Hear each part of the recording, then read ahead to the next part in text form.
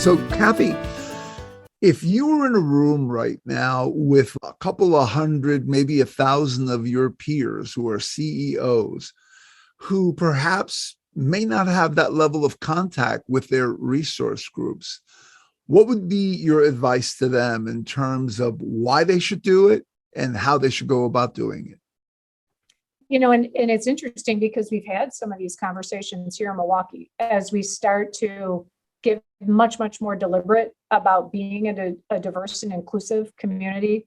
And there's some of us, roughly 10 companies, who are going to mentor some of the other companies to help them bring it along. So I think the why, I just can explain it. The reason why we do it is that we cannot be successful.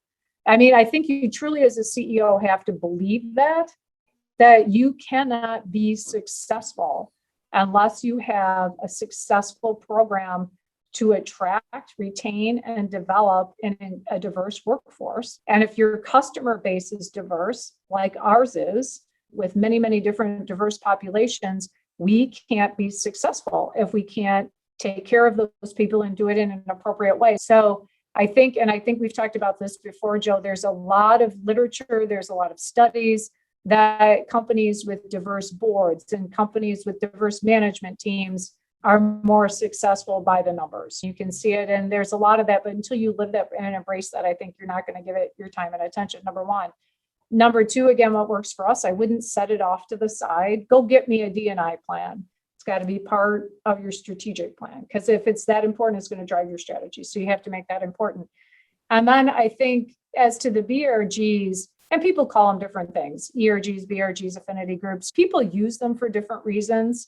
Sure, we use them for staff engagement also because different things we do come across differently to different diverse parts of our workforce, so that it helps us interpret our strategy. But again, they're not here to be, quote unquote, just advocates for their group. They're here to help drive and make Froedtert a better place. But the last personal thing I would say is you don't know anything about what your diverse staff is going through day to day in your hallways and in your community unless you are having that conversation.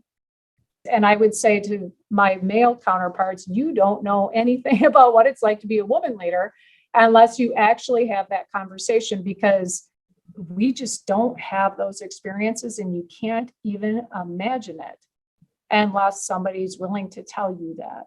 And you can't possibly deal with it unless you know what's going on. And so you're running around with blinders on as a CEO and a leader if you are not aware of what is going on in your hallways and in your community. That is the most powerful thing I can say, to get one of my peers to come on board. And I actually heard that same speech from one of my peers here in Milwaukee, who at the time ran a very large health system here, because he had started doing that with his own ERGs and around, particularly in that case, diverse leadership, and did not understand some of the barriers that his own organization, we do the same, have put in place. You can't remove them until you know what they are.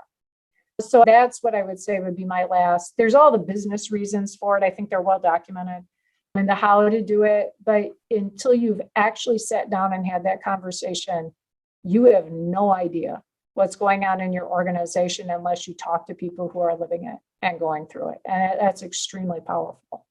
Yeah, that's very well said. And it's part of our human condition, whether a CEO or anyone else in the world, we all have our own blinders that are the limits of our own experience and perspectives. And that's why we need each other.